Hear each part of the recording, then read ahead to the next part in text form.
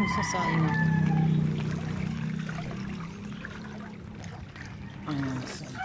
Yung cellphone ko na dali din. Basa.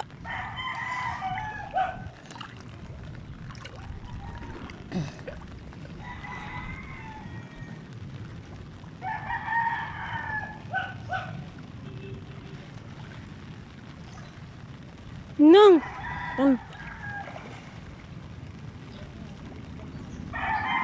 Ayan.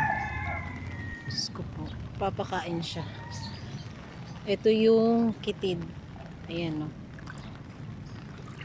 Naman daw kanina walang laman. Diyos ko po. Aray ko. Ayan, no. Ayan ang yung kubo namin lubog na. As in lubog na. Yung taas ng tubig dito ay bewang ko na.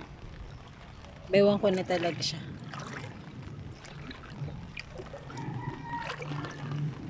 Ayan. Nanguha siya ng pakain ng mga kambing. So, ayan. So, yung mga kambing dito ibinibenta. Lahatan, take all. Kasi nga kawawa yung mga kambing dito. Kaya lang, mga boss, madam, wag nyo naman pinabarat. Dahil hindi ganun lang kadali ang mag-alaga din ng kambing. Tsaka, ibinibenta lang talaga to kasi nga nakakaawa na din. At wala nga makain dito. Tulad yan, nakikita nyo naman, oh, lubog sa amin. Lubog, di na natutuyuan to. So, ayun yung mga kambing. Ayan, o. Araw-araw yan, umaga, hapon. Pag nandito siya ng tanghali, kinukuha niya din ng tanghali. Yan. Yan, o.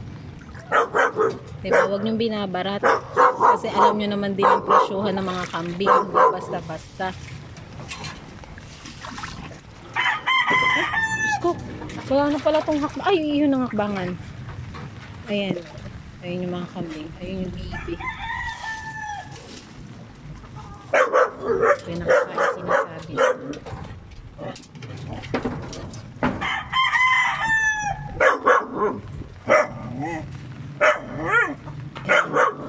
Sinasabit din siya.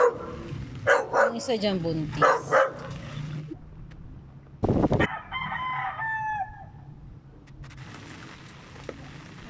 Araw-araw yan.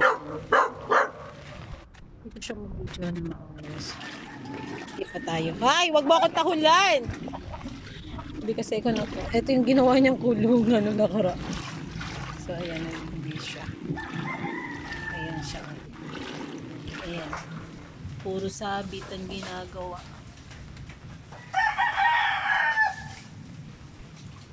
Medyo nagkakalaman na yung mga kambing. Kasi ganyan na ginagawa.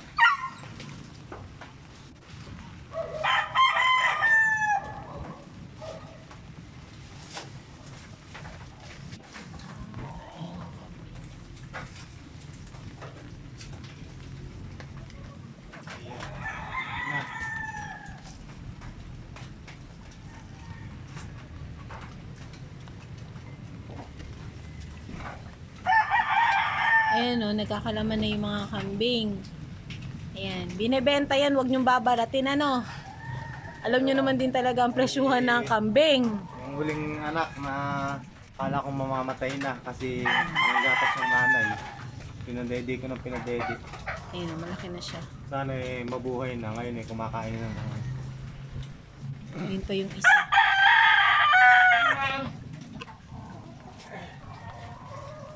Ito yung kapatid niya, oh. Ay, nung alang gatas ng nanay ngayon sinaga ko lang padede. Ngayon marunong kumain ng gamot, sana mabuhay na makakain.